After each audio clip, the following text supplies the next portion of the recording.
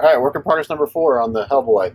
So I went to my local automotive paint supply store that I go to, and I bought some more clear. I didn't buy just a hardener because I wasn't sure if this hardener was compatible with the U-Pole, so I just went and bought another gallon kit. This was about $80, which is actually pretty good. This will last me forever if I don't leave the cap off or lose the cap. This cap is much better. So I've used this brand of primer, but never this brand of clear. And this is not, the U-Pole I use is a high solids, which means it's a thicker clear. This is a thinner clear, which is probably better for my purposes. So we're gonna give it a shot. You spray it pretty much the same way. Same mixing ratios, a 4-to-1 ratio. I'm just breaking off the seals. So 4 parts of the clear, which is this right here, this big gallon jug.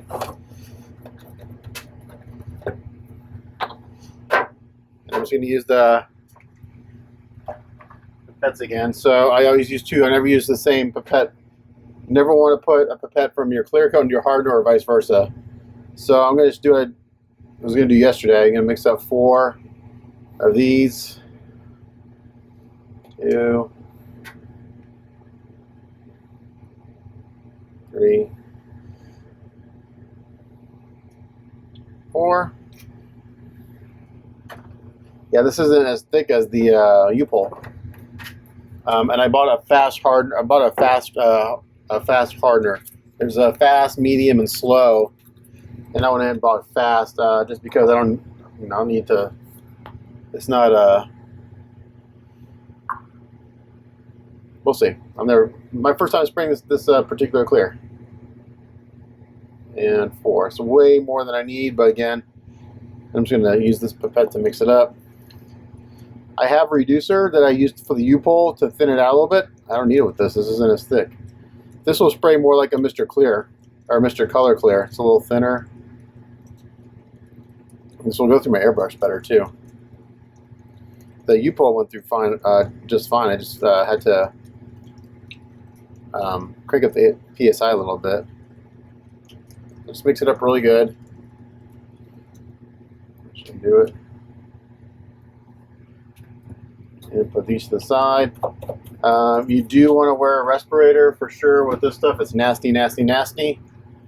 I'm spraying it. So leave that on. And check my hair. Oh. Yeah, so I'm just gonna run a little thinner through my airbrush real quick. If I can find it. Here it is. Just to make sure it's spraying smoothly.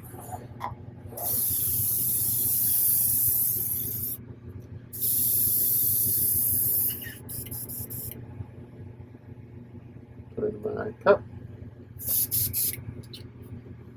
And my respirator, I'm going to put on, first thing I put on 1 light coat, and then we're going to come back with 2 wet coats.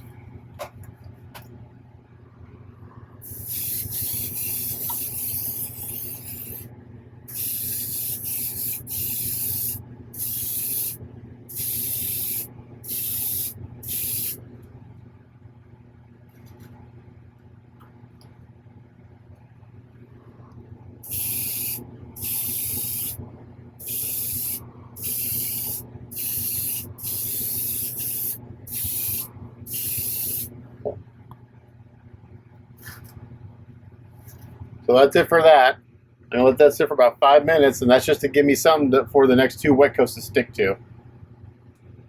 Alright, I'll wait about 5 minutes, and then we're going to throw in a wet coat.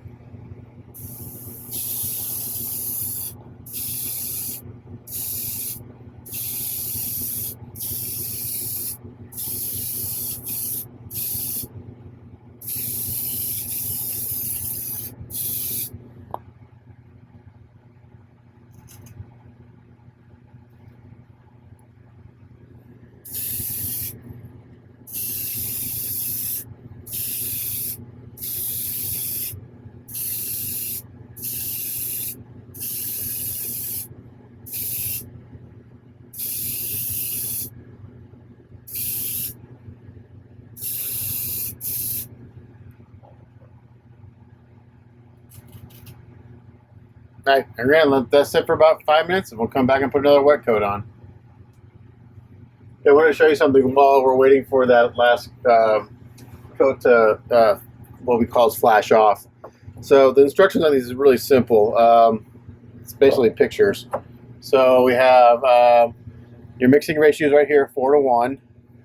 It tells you which the product you're using and which hardeners are compatible. This is on this brand. This is 536. This is the fast hardener.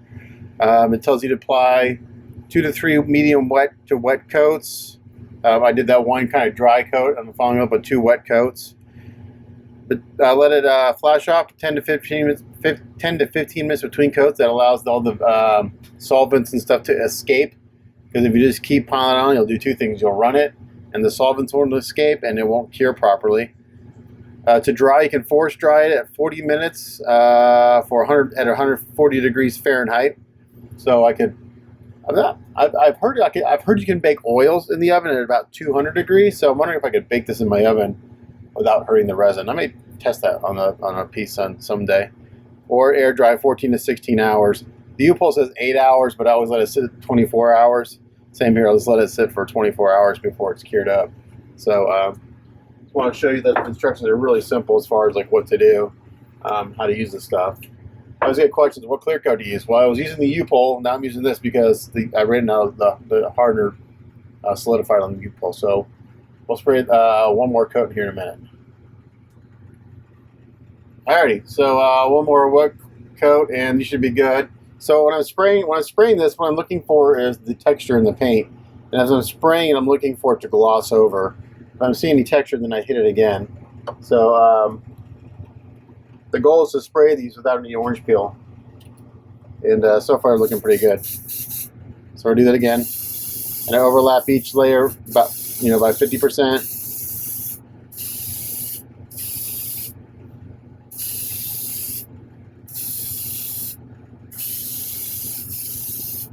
The quicker you do it, the better, because the less chance you have of dry spray.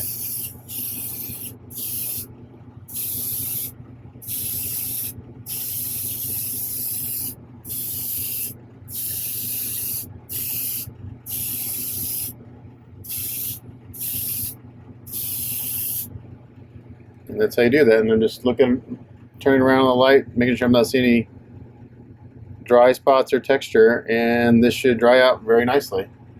So that's how you do that. Spraying clear coat. There is a little technique in this. It's a little hard in spraying paint because if you don't know what you're doing, you'll run it really quick. So it's just a matter of looking at the paint as it goes on the surface and kind of reading what it's doing as far as if it's getting slicked out, if it's going on too dry, or if you're about to get a run or a sag. So there's that. So these will cure up and they'll be nice and hard by tomorrow morning or in the next 24 hours for sure. So after this, we'll work on like the portrait and the Fist of Doom. Also, make sure you clean out your airbrush or whatever you're using to spray with right after you're done. If this sets up in your airbrush, you're screwed. You can clean it out, but you'd have to soak it in lacquer thinner for quite a while to loosen it all up. So I always take the needle out. I've got a brush that I use specifically for getting down in the cup to get down in there. I do this between colors. I don't backwash. You can see I've got some air leaks. I need to get new seal. All my airbrushes need new seals. So I use lacquer, a lot of solvent paints, a lot of lacquer thinner, and it just eats away at the seal. So it's just a nature of the beast. But make sure you clean out your tools right after you're done spraying this stuff. Do not let it sit in there, because you will be in a world of hurt. I've done it before in the past when I painted cars, and it's not fun. So it just takes a lot of time to clean it out. But there you go. That's all you got to do for spraying clear coat. All right, continuing on. So I've gotten a lot done since I did any recording. I went ahead and did the leather, painted all the metallics on the belt. I didn't record that. If you want to see that, same technique as I did before on the other ones, except for this time instead of using watercolors, I used GarageKiss.us colors. Stippled on different browns. Painted the trim, went in there and did some shading with some transparent colors. So what I'm doing now, which is something a little different, that's why I'm recording it, is typically when I go in, I'm going in and getting all these detail lines and stuff, like in these in the leather and stuff, to bring those details out. In the past, I've just used like watercolors or Indian ink. What I'm doing now is I'm using some black oil. This is just Abtalon oil. I've got some mineral spirits in here, and I've got it pretty watery. So it's not completely water. It's got a nice, still got some pigment to it. So this is the consistency. I'm using a liner pen, and I load up the or liner brush. I load up the brush with quite a bit of the oil, and if you just touch it into the line, it'll fill it in, capillary action.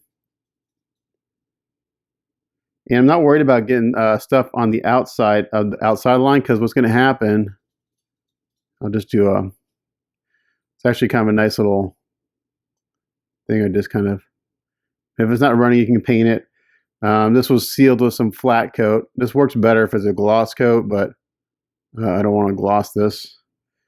You can see I'm not being super careful with it, because I'm going to use that to my advantage. Typically, when you do this, you want really clean lines. You don't want any like stuff coming on the outside. But since this is Hellboy, and this is pretty thin, so it'll dry pretty quick. Oils typically take a long time to dry. This is mostly the mineral spirits. These are pretty deep channels, so it'll take a lot of fluid to fill them.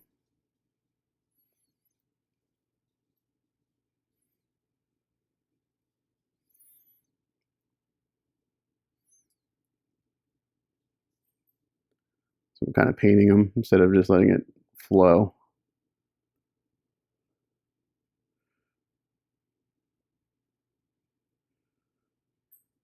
So what I'm going to do is I'm going to hit this with a hairdryer here in a second. And that's one reason I don't record this process a lot, because this is really hard. I need to really have this right in front of my face while I'm doing this. This would not be this messy normally, but it's all right. All right, so I'm going to hit this with a hairdryer. 1 second. Okay, about 20 seconds with a hairdryer. And I'm going to take a cotton swab, just a dry cotton swab. And since this is oils, I can come in here and just wipe. I don't have to use any solvent or anything. I'm just going to come here and wipe it off. And any of that stuff that's on the outside is actually going to add to my kind of weathering and shading of the leather. It's just going to add a little kind of little darkness to it, and it's like perfect.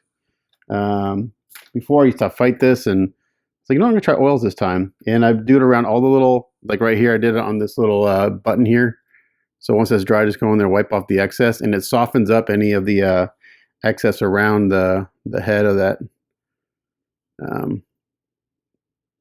whatever you want to call it, hardware. So I don't care if it's real messy, because I'm going to go and clean it up. And anything that's left over just adds a little bit of more shading to it. Oops, I got a little extra there.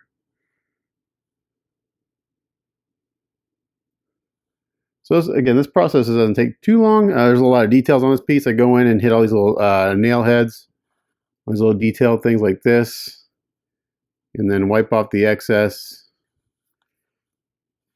Same here. And this is one of those steps that just really brings out all the details. Once I'm done with this, I will seal this, and I'll do one more step with some pastels, and then the belt will be done. But the leather, just the leather alone, just the brown part, takes me 6 hours. It seems excessive, but just the stippling, and then the hand painting, all the trim takes forever, and then all the shit. It's a full day. It's almost a full day just to do the brown part of the leather. It's crazy, but it's worth it. So it's a lot of work. And I had a major, I'll show you here in a second. I'm really pissed. Snafu yesterday. It could have been a lot worse. But I was working on the upper torso. I was just about to get ready to finish up the Fist of Doom, start masking the Fist of Doom. And I had put him on top of this towel. I turned around to grab something, and he fell off, and one of the arms broke off. I'm like, holy shit. So now I'll show you where he's at right now. So last night, I just like, you know what, fuck it. It is what it is. It happened. I actually didn't get real mad. I didn't like curse or anything. I was like, fuck. I just said fuck one time. I was like, you know what? I'm not going to lose my shit. I usually lose my shit when I when I do something like that. It just is what it is. So let me show you that. So I done all this. I got the portrait done. So I got the eyes in, the hair's done. I got a little touch up here on the head because I had to clamp the arm on. So I got to touch up the head. It's actually not bad. I can just sand. That's actually just on the surface. I'll just lightly sand that, and I'll be able to reseal it. But this is what happened. And the good news is that my joint was strong. What broke is the resin. So all the aves and everything, I knew it was strong, but it broke. The resin broke, and the aves was there. So I just cleaned it up. I got my epoxy, put it on there, clamped it overnight, and now I just gotta sand this down, refill it. Luckily, I still have some of my base coat left, and then blend the paint. So every once in a while, shit like that happens. You know, it's not the end of the world. It's gonna add 3 or 4 hours of extra work. So it just sucks. My goal last night was to get the Fist of Doom done and the leather done, and then so what happened is I just kind of continue working on the pants as that was drying. So yeah, so that's what I'm going to do. I'm going to go around and get all these lines done, and then I'm going to seal it one more time, then I'm going to do a little pastel work. Alright, so last step I'm doing is instead of using pastels, I'm just using this black oil that I've got going on here. And I got a flat brush. I've got just a very tiny amount on my brush like this, and I get most of it off. And then what I'm doing is going into here in all these little areas where like, even though I've shaded, I'm going to go in here and just kind of accentuate this a little more. I'm just taking this very lightly, and you don't need a lot. And this is very dry. There's hardly any oil on my brush, but it's just adding a little more depth to that shadow right there. Just like that. And I'll hit this with the hairdryer, and I'll seal it, and then, but see, just add just a little more shading. And I can still see everything underneath it. I'm just adding to it. I don't want to cover up my previous work. Again, right here. Just put a little bit more on my brush, take most of it off.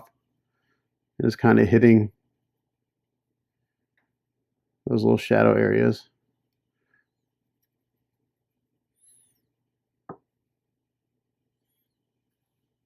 Very lightly.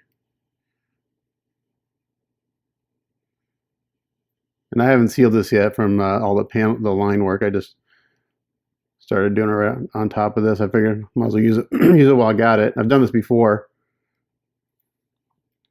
Yeah, it just adds another layer of depth to the leather. This is one, oops, too much. If you get too much on there, just take a Q-tip and kind of wipe it off.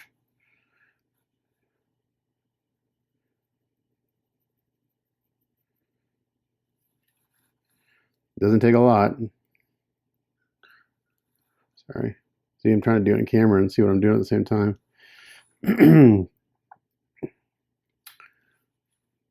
Here's a good example.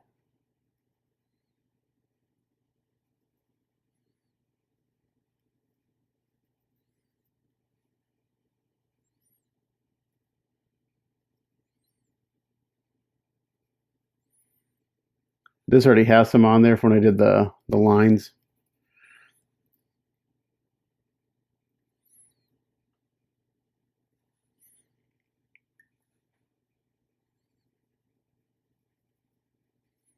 So I'm not sure if it's showing up in camera, but it looks really, really nice in person. Super subtle. That's a little more. A little more shape to everything. I'm just kind of polishing it on. Let's just put the very, very thin translucent layer down.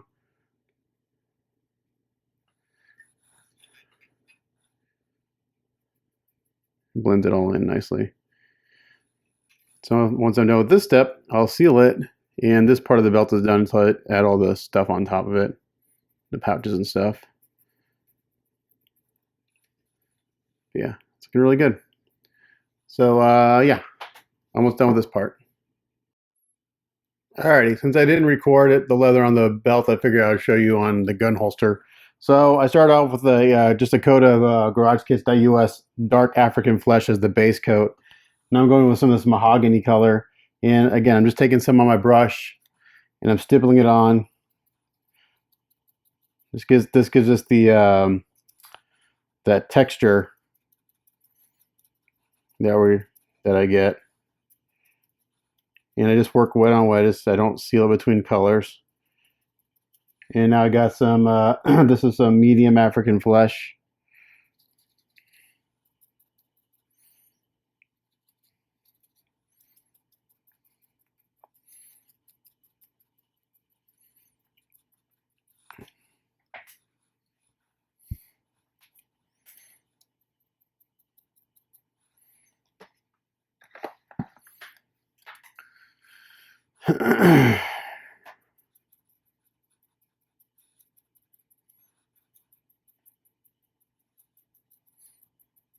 And I'm going to try to go for a dark brown leather, and I may do a black trim on this instead of another leather colored trim, just to change it up a little bit. Got some aged bone over here, which is a little bit of gray. I don't want a whole lot of this.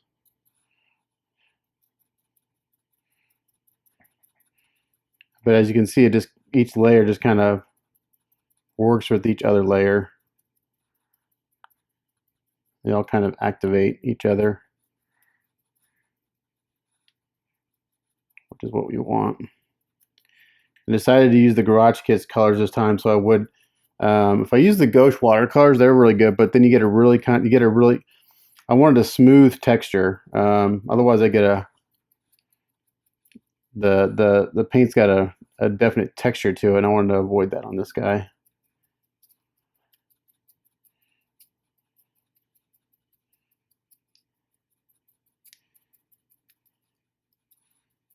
And I got some light African Flesh. I'm just going back and forth, doing all these colors.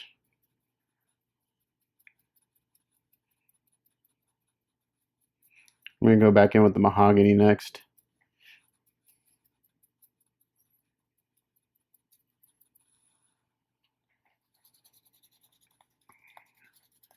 Back with the mahogany. You can see that blends in really nicely.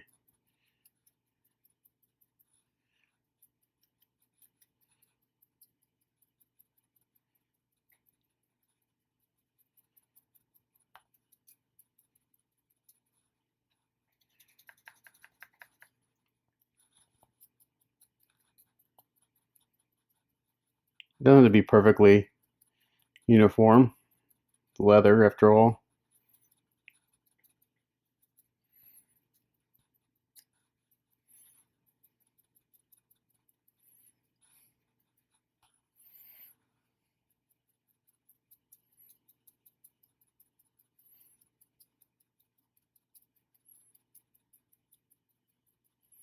Okay, I'm going to go in with the tiniest amount of black.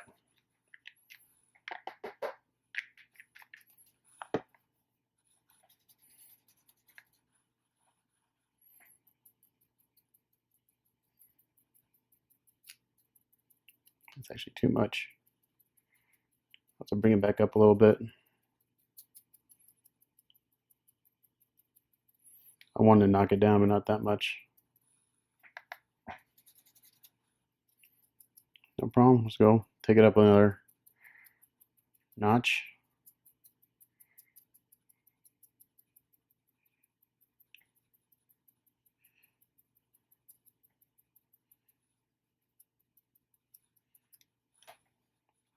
Actually, what I'm going to do now, I actually kind of like the way that looks. I'm going to go back with the mahogany. You can see I take a lot of it off when I go back in. There we go.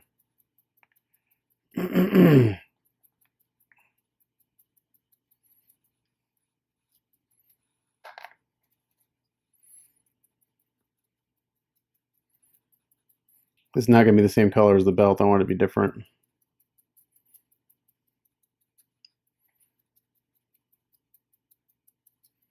So it stands out.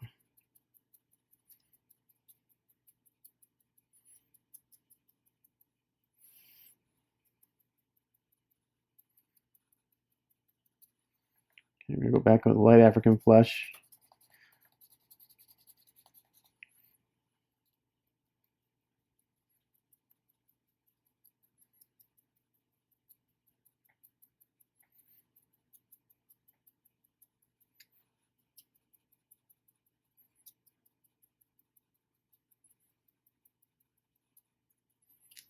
So I'm just going back and forth between all my colors until I get the look I want. This is getting pretty close.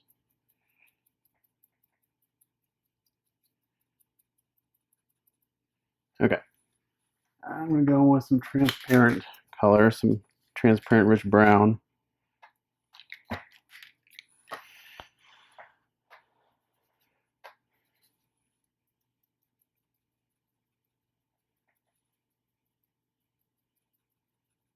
So I'll tie this all together.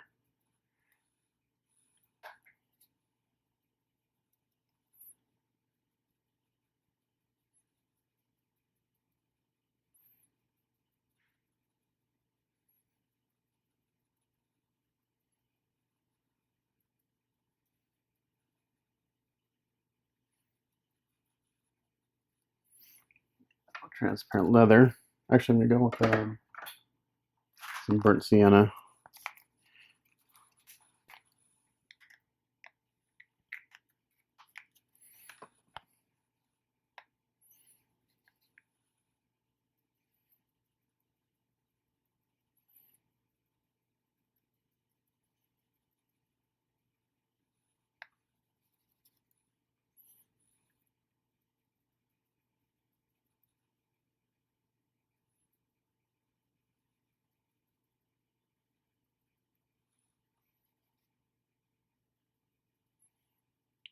Doesn't look like much, but once we do the shading, it's going to really look like leather.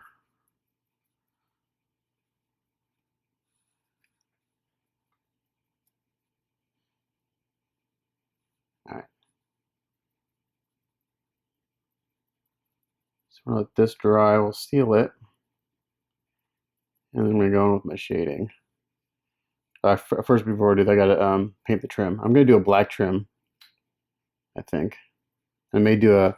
In the past, I've done a metal inlay here. I may do that black too. Just change it up a little bit from all the other ones I've done.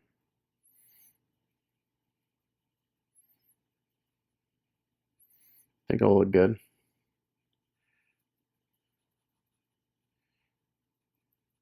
So there you go. So that's how you get the kind of the leather texture look. Gotta let this dry, then we'll seal it.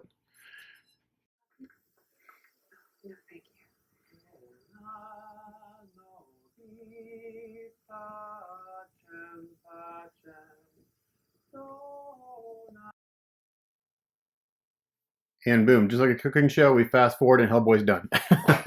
So I didn't record any other processes on this because, quite frankly, I just need to. I needed to paint. So, and if you want to see in depth how to do all the other stuff I did, I've got like 2 other build series that go really in depth of hand painting all the leather and all that stuff. I've got other videos that show all that process, so I didn't record it again.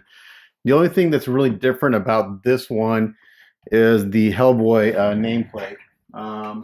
Since I have a 3D printer now, hold on, I can print stuff. So I went on the Thingiverse, found this awesome Hellboy plate. I sized it just to fit this space perfectly. So it's actually, if I adjusted the ratios of it a little bit. I stretched it out a little bit and squished it a little bit so it fit in here perfectly. So I printed. It took the printing time only took about 20 minutes to print because it's a small print. Altogether, to make the plaque, about an hour and a half between printing, maybe about an hour and a half, maybe a little bit longer between printing, cleaning, curing, and painting. The painting took about 20 minutes, but from the time I put the file in the computer to it being painted, about an hour and a half. So, and I took final photos. I've already posted the final photos on Facebook of this piece, so I'll put a link to those down below. But if anyone has this kit and they would like me to print and paint one of these for you, I charge $35 a piece. Again, it takes me about you know, hour and a half to do one, and then I got the cost of my supplies, and that's shipped. So $35 plus fees shipped. I'll be happy to do it, but I want to get like at least 10 people that would want one because that makes it worth my time. But so we replaced it with the one from Nairn, which says Melboy to Hellboy. So, and I did this paint job. I basically did like a rusted weathered metal. It looks fucking awesome. It looks so cool. It really sets the piece apart. So let's work our way from the bottom up, and I'll show you this paint up. So like this is my 7th time doing this piece. I think each one I do gets a little bit better. I'm really happy with this one. I would say the only other one that I've done that I probably like a little more, and it's by a very small amount, is probably the one I did for Demetrios. And only because I really like the trinkets on I did for Demetrios. That's the only difference. But I think the paint on this is actually some of my best. Personally, I really like the shading, the subtle tonal variations. So down here, I did like again a stone look, and it may not be shown by camera, but I actually started out with like a rust color. So there's a lot of like kind of rust and orange undertones to the stone. So when my client gets it in person, he'll be able to see that. So it's just not just gray. There's a bunch of oranges and reds underneath all this kind of tone going on. And then for this kind of gear looking piece, it's actually what I do for that. And I have a video of it. I actually started out with copper. So I used these Vallejo. Sorry. This is not copper, but their liquid metals are really good. They hand brush beautifully. So I basically buffed that on, get the copper, and then I went over that and I buffed on some pale burnt metal of the metal color. So this is a solvent based paint, I'm not sure what it is, but it's a solvent based paint. This is an acrylic, so I buffed this on first, and then I buffed on some pale burnt metal, and I buffed on some steel, and you get all this nice subtle tonal variations in this kind of metal gear thing. Again, a lot of my work you don't see even though I take really good photos in the end, a lot of the stuff I do you don't see till you see the piece in person. It's very subtle. So, and I do that on purpose because you want it to look good in person. You know, I'd rather have it look good in person than blaring on a photo. So that's the base. The boots kind of do the same thing. A lot of metal work, dry brushing, kind of copper heels and toes. I went in and painted these buckles a separate metallic color. These straps are a different color. I replicated the same leather color on the back of the boots as I did for the gloves. So those are pretty much the same color, just to tie that in. And then moving up, I painted these little insets on the back of the legs, that kind of brown leather. I didn't do any other brown leather on the pants, but what I did differently on this piece is I actually had a little bit of weathering to it, which I hadn't done on the others. So I dry brushed on some dark gray, and then I went back and hit the shadows again with some black pigments, and that just gives those pants into some nice definition. So that's slightly different than the other pieces I've done. And then moving up, well, here's the gun. I kept this one a little more simpler, and I actually like it. There's a lot of details in here, and it's really easy to go in with a ton of different colors and kind of go crazy. But I kept it a little more simple and kept it to like basically 4 different tones. Other ones I've done like 1, 2, I've gone a little too crazy. I kind of like this a little more simpler. I just think it looks better. And then for the glove, again, I kept it what I did on this piece is I actually simplified some stuff. Just not the painting, but the number of colors, which I tend to like. Because again, there's a lot of detail, and it's really easy to go in there with all sorts of different colors and just go crazy. But then it kind of loses some continuity. I think it gets a little crazy looking. But I really like the wood handle on the gun here. Let's show you so for my client, when you take this off, you're going to take this, don't rock it back and forth. You will snap the resin. It's brittle. Just wiggle it like this back and forth. And it's a pretty tight fit. Just wiggle it, wiggle, wiggle, wiggle, and it'll come out. Same thing with the other glove. Put it on and just wiggle, wiggle, wiggle, wiggle until it goes in. And then you're good. Do not rock it back and forth because the resin will snap. So you just got to wiggle it back and forth. But it's a very good fit. So while I had this off, I'll show you the trinkets here on this side of the belt. So I've got, I braided some rope, just kind of hand braided this with a cross. Made a rosary bead with a cross, and I always use nooses because I think it's kind of sick to use nooses for knots. A little different thing on this one, I took the grenade that's came in the kit, and I hung it from a chain. I added a bunch of these little bottles again. I put some, like, these have talcum powder in it. One's got some red dye, one's got some yellow dye in it, so it looks like medicine or potions. And all these clip off, so you can take these. I'm gonna take the knife off for a second. So another thing I did different on this one is that on some of the other ones, I ran out of the little teeny tiny magnets that I use, and none of the hobby stores are open. Like Hobby Lobby and Michael's are closed right now because of the COVID. So I just used these clips, which I've used in the past, but I just used them on all of them. So you can take these off and you can put them on any of the loops that are around on the belt. So this is just how I have them hanging because I think it looks the best. But my client can put them together however he wants. He can have them hanging however he wants. I will say that, like, something with a chain on it like this, there's a magnet in the leg here for the knife, and sometimes that will want to stick to it. Speaking of the knife, here it is. We did kind of a red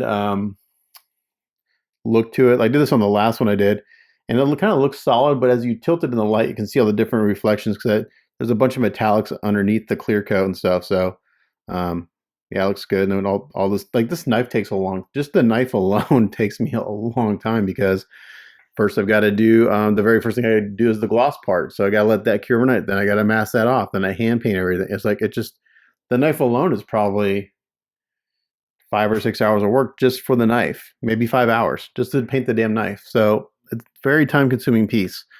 The gun comes off again. It's a magnet. But you can see all the leather work here. It looks really, really nice. The only difference I did here, instead of using the watercolors, I used the GarageKits.us. I did the same technique where I stippled everything in. I think I showed this earlier in the work in progress. Here's the gun. I went with a dark leather. Looks really, really good. And instead of replicating the same color trim as I've done in the past, I just went with the black trim on it, so it gives it a little separation. I think it looks good.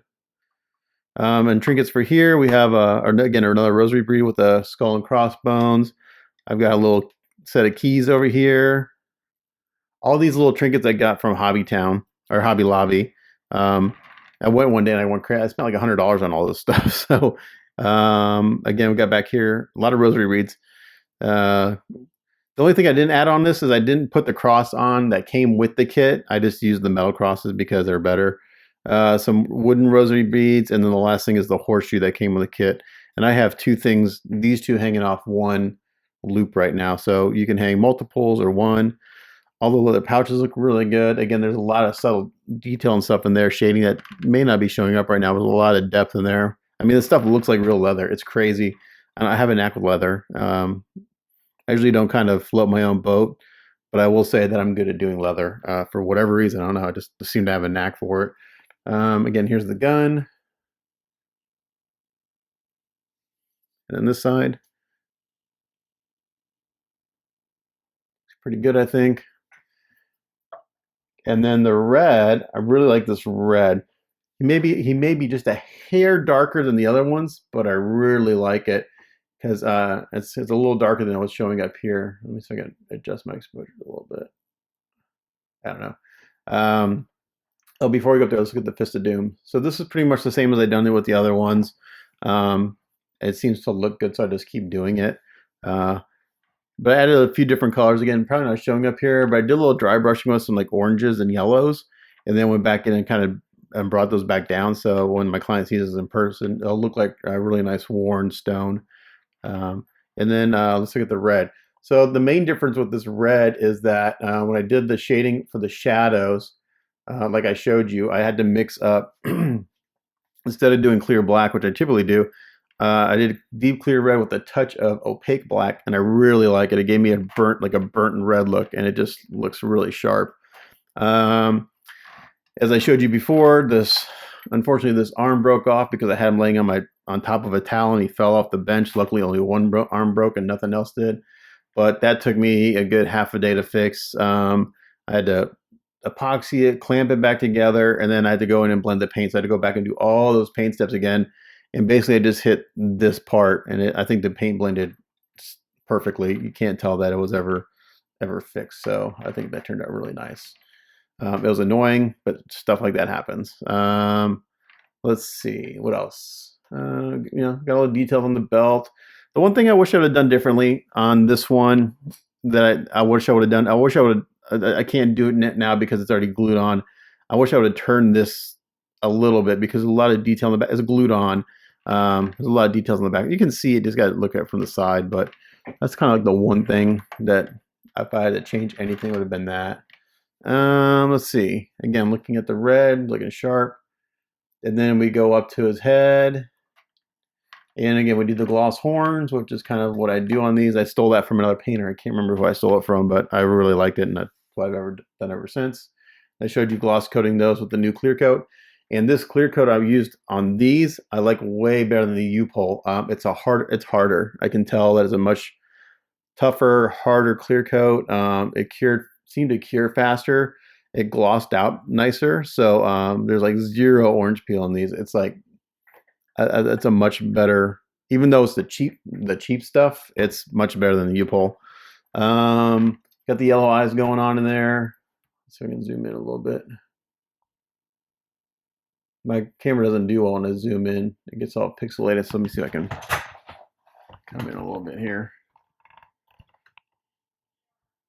We got yellow eyes.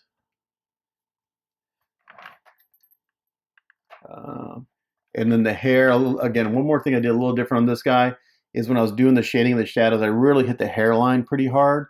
And I just misted that shadow color over the hair, so it's just not black. It's like a really deep, dark red.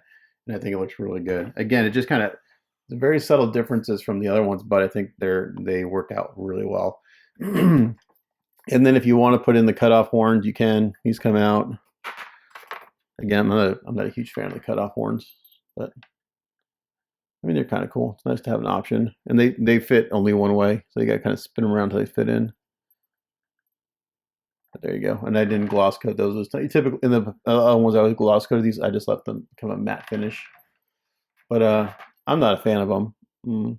Maybe if they were maybe if I weathered them or something, I like them. But I just like the gloss. I think those are a real nice contrast against everything else. The right side? Nope. These only fit on one side. One's got a triangle, one's got a square for a peg. So there you go. That's Hellboy 7.0 done. I took the final photos. I'll put a link down below to that gallery on Facebook. And yeah, so I started listing a list of answers to questions I always get when I post a piece on Facebook. The first question is, who makes this? Okay, well, the kit's offered by Naren. On Facebook, it goes by Clayman Naren, or just look up Naren Studios, you'll find them.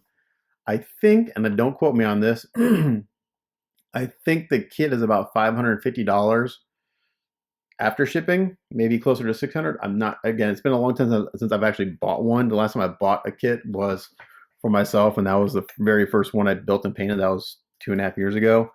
So the price may have changed. So I think the kit goes for about $550 to $600 shipped to the US. My paint fee to build and paint this is $1,200. Yes, that is very high compared to what other people charge. Yes, other people will do it for $350 to $500. Why am I charging that? This one didn't cost $1,200. The next ones I do are $1,200, which I think I've got one or two more to do. Why am I charging that much? Because I keep getting requests to do this piece, and it takes me a long time. It's labor intensive. It's to build on the fast side, it takes me 70 hours. Typically 75 to 100 hours to build and paint one of these pieces. Why does it take that long? Well, it's an actual kit. I have to build it. I have to fix the seams. I've got prep work. So I've got at least 2 full days of building and prepping, if not 3. So right there, that's 16, that's like 20 to 30 hours of building and prepping. The paint time alone is time consuming. Like I said, just to do the leather part of the belt is like a 6-hour process for me.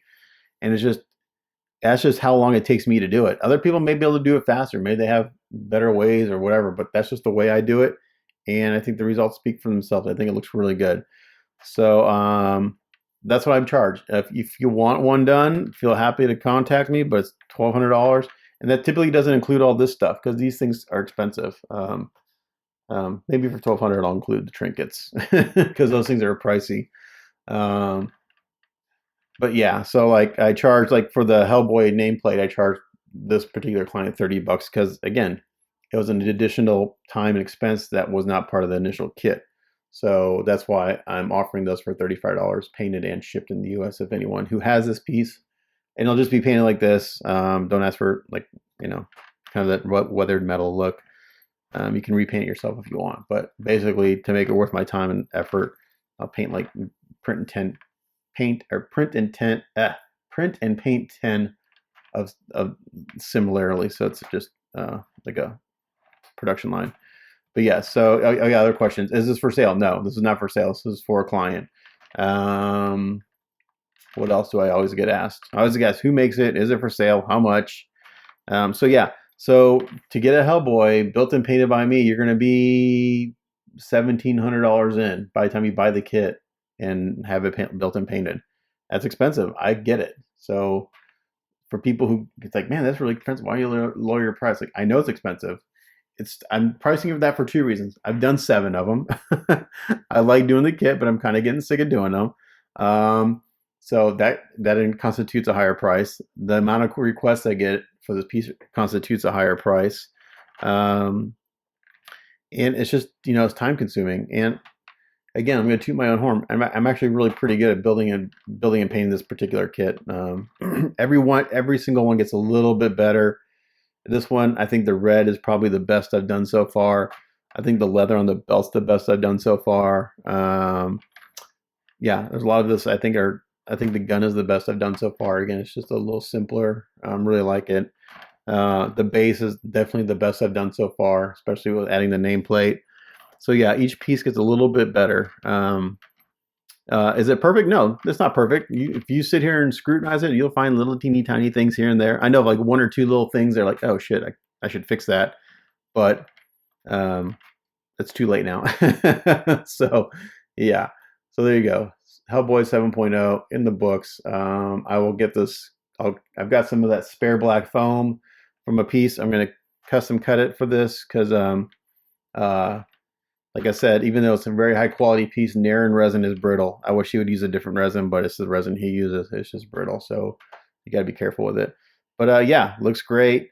Super happy with this. The client seems happy with it, which is the most important part. And he's been waiting a very long time for this. I think he booked this like 2 years ago, so I finally got around to it. But there you go. Enough of me rambling on for 20 minutes about this. But as always, thanks for watching. We'll catch you guys next time. Bye.